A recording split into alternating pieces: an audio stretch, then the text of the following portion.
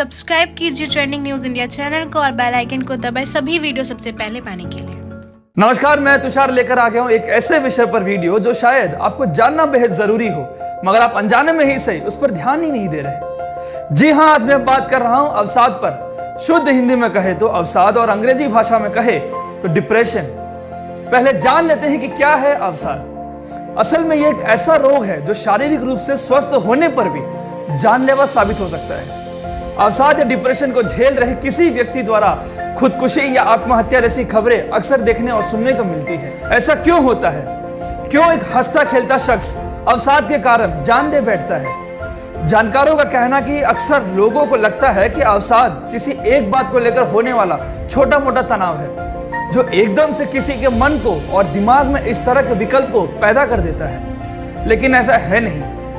असल में तनाव या अवसाद, जिसे अंग्रेजी में डिप्रेशन कहा जाता है, धीरे धीरे विकसित होता है। अगर आपका मन किसी काम में नहीं लग रहा, आप लोगों से कटे कटे से रहने लगे, थकान, आलस और उदासी ने आपको घेर रखा है, तो हो सकता है कि आप डिप्रेशन यानी अवसाद के शिकार हो गए। महानगरों में यह समस्या काफी तेजी से बढ़ रही है। आमतौर पर यह बीमारी 13 से 35 वर्ष की उम्र में अधिक देखने को मिल रही है। हमारे देश में ही नहीं, विश्व भर में अवसादग्रस्त लोगों की बढ़ती संख्या के कारण ही विश्व स्वास्थ्य संगठन ने यानी WHO, वर्ल्ड हेल्थ ऑर्गेनाइजेशन ने अवसाद यानी डिप्रेशन को डिप्रेशन ऑफ ग्लोबल क्राइसिस की संज्ञा दी है। तो अब तक आपने जाना कि क्या होता है अवसाद यानी कि डिप्रेशन। अब हम आपको बताएंगे कि कैसे घिरते चला जाता है अवसाद से। जब मस्तिष्क को पूरा आराम नहीं मिल पाता और उस पर हमेशा एक दबाव बना रहता है, तो समझिए कि यह तनाव ने आपको अपनी चपेट में ले लिया है। तनाव को 20वीं सदी के सिंड्रोम की संज्ञा दी जाती है। डॉक्टरी भाषा में तनाव यानी शरीर के होम्योस्टेसिस में गड़बड़ी होती है। यह वह अवस्था है जो किसी व्यक्ति की शारीरिक, मानसिक और मनोवैज्ञानिक कार्य प्रणाली को गड़बड़ा कर रख देती है। तनाव के कारण शरीर में कई हार्मोन का स्तर बढ़ जाता है, जिनमें एड्रेनलिन और कोर्टिसोल प्रमुख रूप में आता है। लगातार तनाव की स्थिति अवसाद में बदलती जाती है। अवसाद एक गंभीर स्थिति है। हालांकि यह कोई रोग नहीं है, बल्कि इस बात का संकेत है कि आपका शरीर और जीवन असंतुलित हो गया है। यह याद रखना इसलिए महत्वपूर्ण है क्योंकि जब आप अवसाद को एक बीमारी के रूप में देखना प्रारंभ करते हैं, तब आप सोचते हैं कि आपको दवा लेने की आवश्यकता है।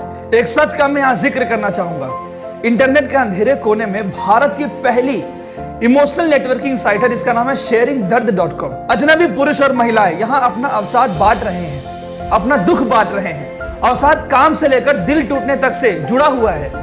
यह साइट लॉन्च करने का विचार 4 IT छात्रों को तब आया जब आई एम लोनली वाक्य को एक दिन में औसतन 46,000 बार सर्च किया गया है। छोटे लोगों का छोटा जीवन हमेशा खबर नहीं बनता। जनवरी 2015 में आपको बता दें कि एक खबर ने खूब सुर्खियां बटोरी थी। दीपिका पादुकोण ने अवसाद से लड़ने की निजी लड़ाई के बारे में बताया था। यह अवसाद इतना गहरा था कि उन्हें मनोचिकित्सक की मदद लेनी पड़ी। दीपिका के बारे में सामान्य प्रतिक्रिया यही हो सकती है कि आखिर आप क्यों अवसादग्रस्त हैं? आपके पास हर चीज है, लेकिन अवसाद का सरोकार किसी चीज के होने या ना होने से नहीं है। अब अगली बात, अक्सर सुनने में आता है कि अगर अवसाद से जूझ रहे इंसान को सही तरह से समझा दिया जाए और उसकी बात सुनी जाए तो अनहोनी को टाला जा सकता है। लेकिन सवाल यह उठता है कि आखिर समझा कैसे जाए? आपका कोई करीबी दोस्त या रिश्तेदार चुपचाप डिप्रेशन के जूझ रहे हैं, तो चलिए जानते हैं उन लक्षणों के बारे में जिससे कि आप पता कर पाएंगे कि डिप्रेशन को कैसे पहचाना जा सके। डिप्रेशन को बातों से और सोच से समझा जा सकता है। इसे इस तरीके से समझे कि जो एक व्यक्ति सामान्य रूप से जीवन के बारे में महसूस करता है। अगर आपके दोस्त, करीबी या रिश्तेदार निराशाजनक दृष्टिकोण, आत्मघृणा और अनुचित अपराध बोध जैसी बातें करते हैं, तो यह अवसाद का संकेत हो सकता है। वह इस तरह की बात कर सकते हैं कि मुझे खुद से नफरत है, यह मेरी सारी गलती है, मैं बेकार हूं, जीवन मेरा व्यर्थ है। इस तरह की बातें अगर वे बार बार करते हैं, तो हो सकता है कि उनके साथ बैठकर आपको बात करने की जरूरत है इस समय।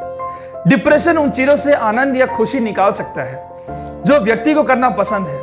अगर आप पाते हैं कि आपका दोस्त या करीबी वह काम अब नहीं करता जो उन्हें पहले काफी पसंद था करना, जैसे खेल हो गया, म्यूजिक, डांस या कोई भी ऐसा काम जिसे करने में पहले वो खुश होते हैं, लेकिन आजकल उसे दूर भागते हैं, तो यह भी अवसाद का संकेत हो सकता है। खुद पर विश्वास कम होना अवसाद का संकेत है। अवसादग्रस्त लोग अपने और अपने भविष्य के बारे में बुरा महसूस करते हैं। यदि आपके करीबी या किसी व्यक्ति में आत्मविश्वास और आशावाद की कमी है तो यह भी अवसाद का संकेत हो सकता है। अवसाद ऊर्जा या थकान की कमी के साथ आता है। इसे बहुत कम या बहुत अधिक नींद से जोड़ा जा सकता है। अगर उन्हें हर समय थका हुआ या अनुचित नींद आने की शिकायत है तो यह भी एक अवसाद का संकेत हो सकता है। अब अगर आप इन संकेतों से यह समझ पा रहे हैं कि आपका दोस्त या करीबी इस वक्त अवसाद या डिप्रेशन से जूझ रहा है तो यकीनन आपके मन में पहला सवाल यही आएगा कि आप उसकी मदद कैसे कर सकते हैं।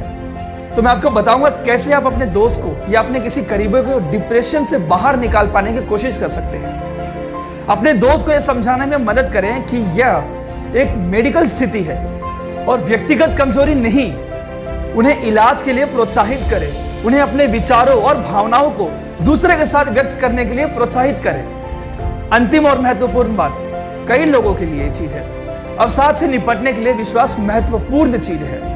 अपने करीबी को आध्यात्मिक प्रथाओं में भाग लेने के लिए प्रोत्साहित करें या उन्हें आध्यात्मिक विश्वास प्रणाली विकसित करने में मदद करें। सबसे अंतिम और मुख्य बात, आखिर अवसाद जैसी बीमारी से दूर और कैसे बचा जा सकता है। ताजे फल, सब्जियां, साबुत अनाज व स्वस्थ वसा मानसिक स्वास्थ्य के लिए बहुत उपयोगी चीज है। दिन में 3 बार मेगा मिल्क खाने के बजाय 5 या 6 बार मिनी मिल्क खाएं। इससे रक्त में शुगर का स्तर कम नहीं होता। मानसिक व्यायाम मस्तिष्क की नई कोशिकाओं के निर्माण में मदद कर उनका पैनापन बढ़ता है। नई चीजें सीखें। सुडोकू, क्रॉसवर्ड अच्छे व्यायाम है एक तरह से इस चीज से बाहर निकलने के लिए। मानसिक स्वास्थ्य को बनाए रखने के लिए प्रतिदिन कम से कम 30 मिनट का व्यायाम जरूर करें। आप जितने अधिक फिट होंगे, शरीर में फील गुड हार्मोन एंडोर्फिन का स्तर उतना अधिक बेहतर होगा। लगातार तनाव की स्थिति मस्तिष्क की कोशिकाओं और हिप्पोकैम्पस को नष्ट कर देती है। हिप्पोकैम्पस मस्तिष्क का वह क्षेत्र है जो नई यादों को बनाने और पुरानी यादों को संजोए रखने का काम करता है। वैज्ञानिकों ने साबित किया है कि अवसाद, उत्तेजना, अनिद्रा की समस्या में राहत दिलाने में ध्यान बहुत उपयोगी है। खूब आराम करें। जाते जाते आपको बता दें, यदि डिप्रेशन जैसी बीमारी को और बेहतर ढंग से आप जानना चाहते हैं तो शुभ्रता प्रकाश की लिखी किताब एक बार जरूर पढ़ें। उस किताब का नाम है the D word, a survivor's guide to the depression. इस किताब के जरिए आप इस बीमारी के लक्षण और उपायों के बारे में जान सकते हैं। बाकी हम ऐसे ही अपने चैनल पर एक से एक जानकारी भरी वीडियो लाते रहते हैं। तब तक के लिए बने रहिए और देखते रहिए ट्रेनिंग न्यूज़ इंडिया।